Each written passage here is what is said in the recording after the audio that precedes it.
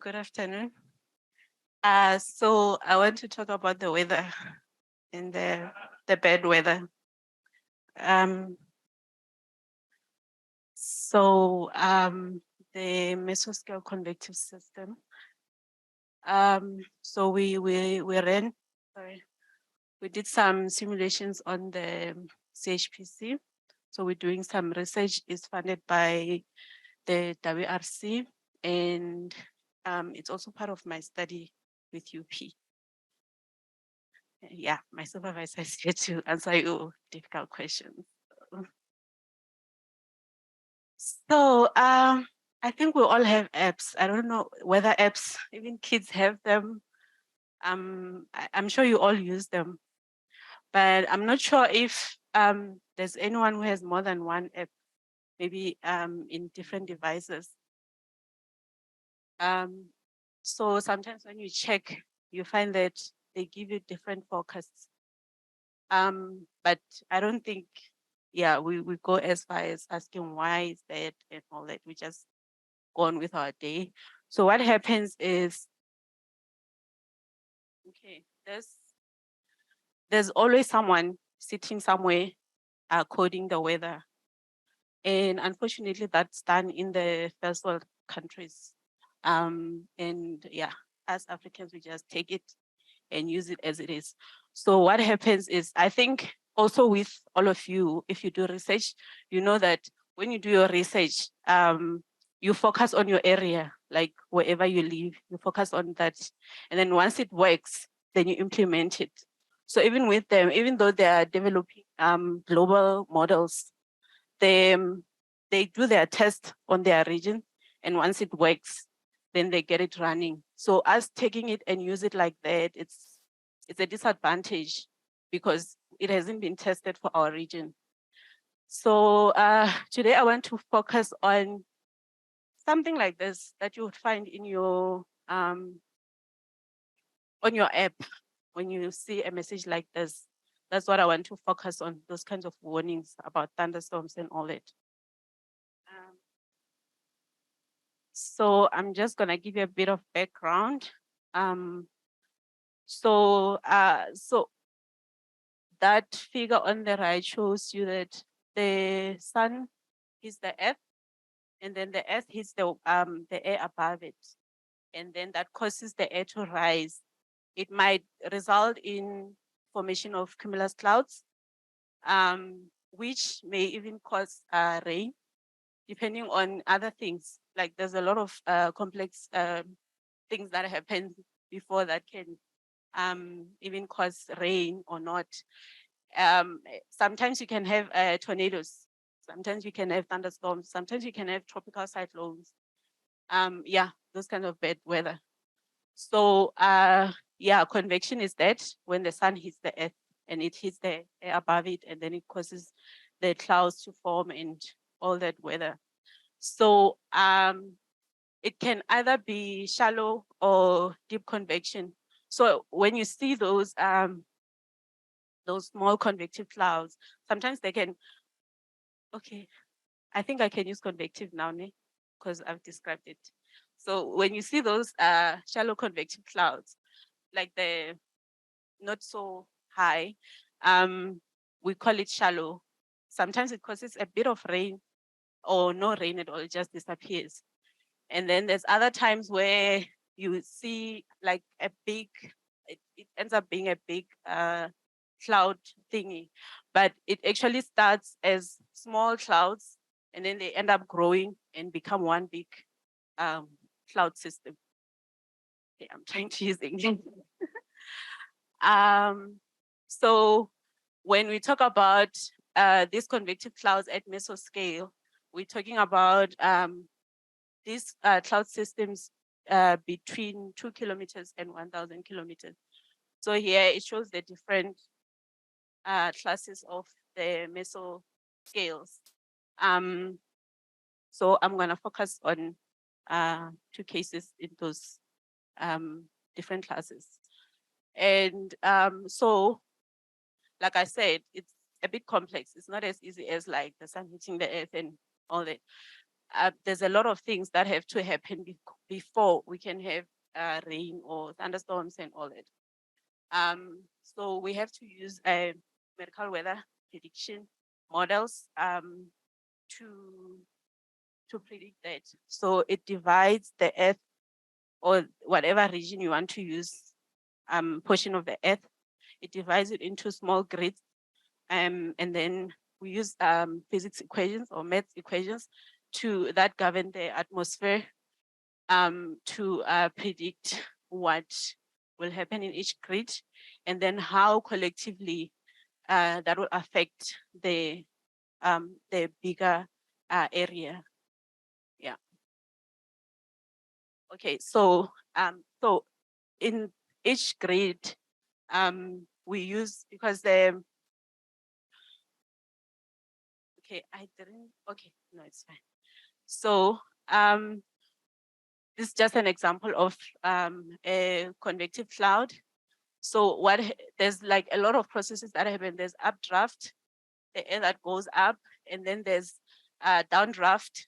There's some air that comes down, and then there's subsidence around the cloud.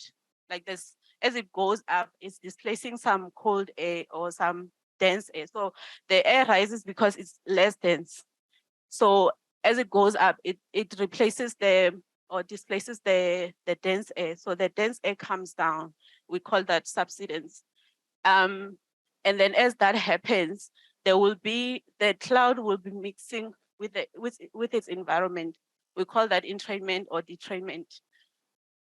And then if you look in the sky, usually when it starts, I'm not sure if there's clouds today, but you can see it's small clouds. So the highest resolution we have that we can run here is 4.4 kilometers. So you can't have a cloud that can fill a whole grid. Yeah, 4.4. It's small clouds. So we use parameterization schemes to predict how each one of those small clouds will change over time and how collectively they're going to affect the environment. I think that's English enough. Okay, so yeah, this is just an example. The left, this is just an example of how the sky would look on a convective case day. So we want to check if you have something like this, what's going to happen in the next few hours. Are we going to have something like this where the cloud is going to grow and just have like heavy rainfall?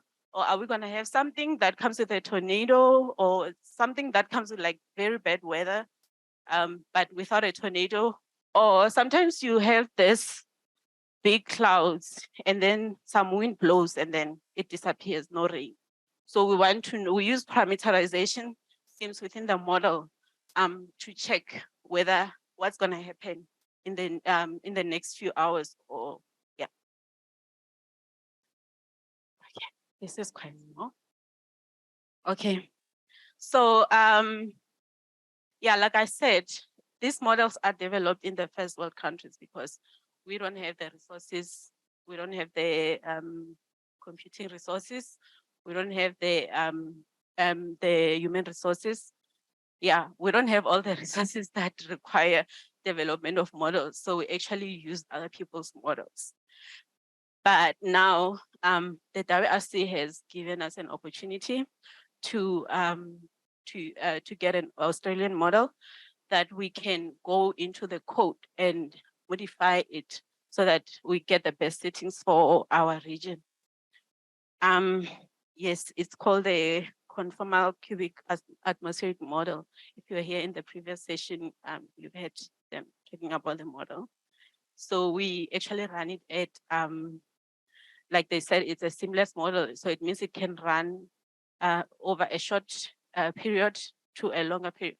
Yeah, I think that's how we say it in English. So for us, we are taking it at medium range, which is up to 3 days ahead. And then, sorry, it's short range. And then it's a variable resolution model. It has a stretch grid, And so which means that like you run the model over the whole domain, and then for the one that you want to focus on, like if I want to run it over South Africa so it's a 25-kilometer model. So if I want to run it at 4.4 kilometers over South Africa, I just specify the domain that I want to have a high resolution, and the rest will just run at the 25 kilometers. So this model has only one cumulus parameterization scheme, but it has different versions. It has 4 versions. I'll talk about it shortly. And yeah, like I mentioned, the simulations were run on the CHPC. Thank you for that.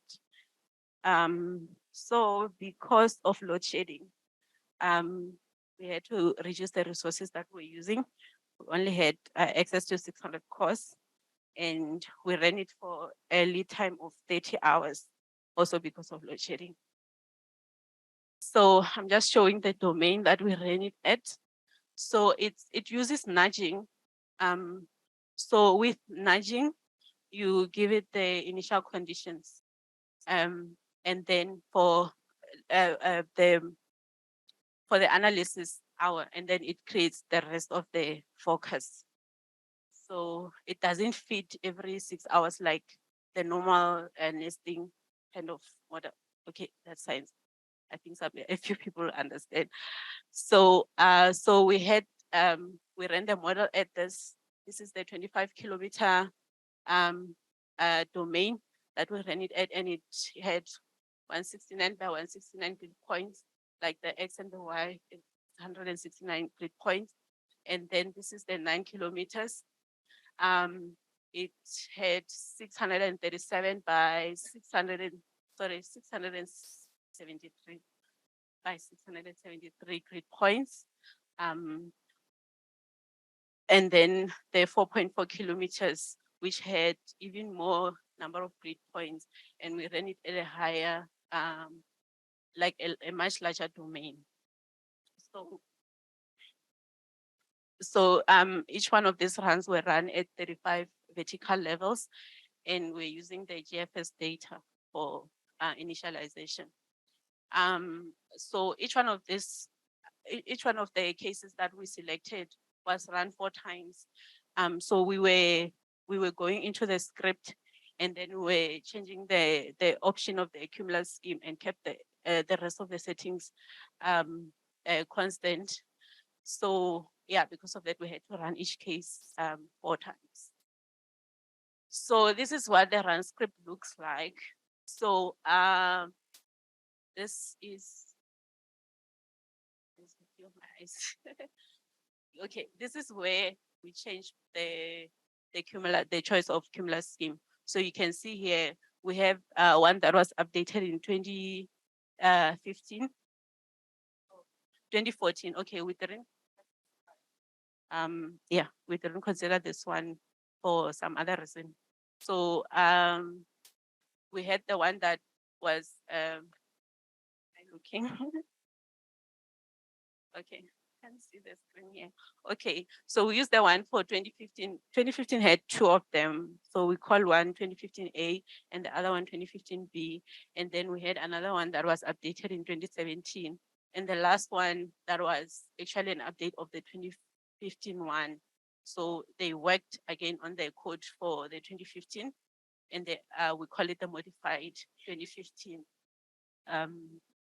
So in that same script, you have the if statements to state what, okay, so if there you say the convection scheme should be the 2015A, this is what it means. It should select all, it should use all these values when running the model and so on. So yeah, so I just did a snapshot of just a few of the cases that we ran. So yeah, it took quite a long time to get them running. Yeah, but like most of them were around 6 hours. Yeah, and then we would have one of yeah, just a few cases that went up to 9 hours or 11 hours. And yeah, so for the 25 kilometers, because it has a few grid points, it takes a bit, like it's less, the size is less, and then it increases as we go to 9 kilometers. And then the 4.4 is the bigger one. It's about 32 gig. So on average for each run, we consume 38.4 gigs on average. So yeah, okay, we can ignore that. I was supposed to remove it. It was sorted. So here I'm just gonna show just two of the cases that we simulated. Okay, so these are the different options. Okay, so I mismatched the observations. Apologies for that. But so this is a case of a tropical cyclone that happened last year in January. So we can see that different columns is the model runs with the different cumulus schemes or options of the cumulus scheme. So this is the 2015 one. And then the shaded ones is the 850 hectopascal geopotential heights. And then the red lines is the 500, is the upper air circulation patterns. So so when we check, the model was able to simulate the location of the weather system, the tropical cyclone on that day. But I think the main struggle for the model was on the was generally on the precipitation. So this is the second case of the tornado that occurred in Soweto in 2017 December. So at this time, so we took it, the time is in GMT. So at this time when the rainfall started within that area, so we took the area average of the area that was affected. So so you can see that the red line is the observations, and then the solid lines is the model forecast, different model forecasts for the different versions of the cumulus schemes. And then the dotted lines is the convective component of that. So to see how much convective rainfall contributed towards the total rainfall. So basically total rainfall is made up of large scale rainfall plus convective rainfall. So yeah, the onset for rainfall was much earlier for the model, all the model runs, which is not a good thing.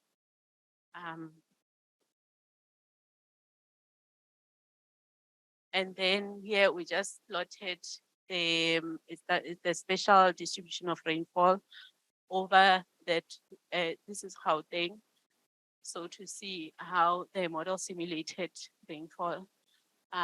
So the model is, these are the observations, and then the other columns is the different runs. So the model runs are actually much faster than the observation, and they are slightly south of the actual observations throughout. And the amounts for the observations are very low compared to the observations. So this is just a few convective parameters, like the weather parameters that affect convection. The shaded is the relative humidity. It looks the same for all the runs, or less. Yeah, it's more or less the same for all the runs. The differences are in the blue lines, which are the omega, the vertical velocity, like the upgoing air. Yeah. So yeah, we can see the different cumulus schemes they produce during that time when there was the thunderstorm. You can see that it's different for each one of these cumulus schemes. So basically the newest one was not able to capture it. or I think we need to get the observation. We're gonna compare with the observations to check which one is actually on the right. So a few statistics. So the success ratio to measure the accuracy. So well, we don't really have a specific version of the cumulus scheme that we can say is doing better than the others. So yeah, so at every hour there was just a different one, but the performance is quite, it's not so good because it gets to, the perfect one is supposed to be 1 and we're at 0.4 here. That's the highest one. So also here, we're looking for 1 as the perfect score for the critical success index. The same applies as the success ratio. The skill doesn't look good. So we did some more special verification, the fraction skill scores. Yeah, we're looking for 1 as well as the perfect score for the different thresholds. So the y-axis is the different thresholds for rainfall, and the highest threshold is 20, and then it goes down to 0.1 up there. So there is some bit of skill for the 0.1 on this one, but yeah, it's still not good. So the same as here, we're looking for 1 as a perfect score, and here the highest score we have is 0.1, which shows that even the dark is still not good enough. So what we can say is the model might be good in Australia, but it's not good for us in South Africa. So we need to find parts of the code that we can improve so that the rainfall doesn't start earlier than it should, and also so that the model can be able to pick those high peaks, because the model was not able to capture those high peaks when we did the simulation. So yeah, yeah, thank you.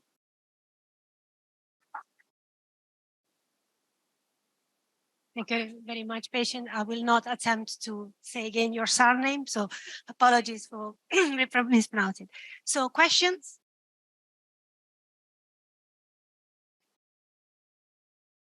Maybe I can start. That's not my field. So this model that you used, these are open source model, or do you have access to the actual code? So you will be able to change it in case yes. Oh, actually, I just forgot to mention. So the fourth option, which was the modified one of the 2015, we added it ourselves. So yes, we're able to change the code. You modified it. Yes. So you know which part of the model doesn't work? Or do you know already what part of the model doesn't work for this weather, or you don't know? We're still researching. We have an idea, but yeah, we're still doing some research.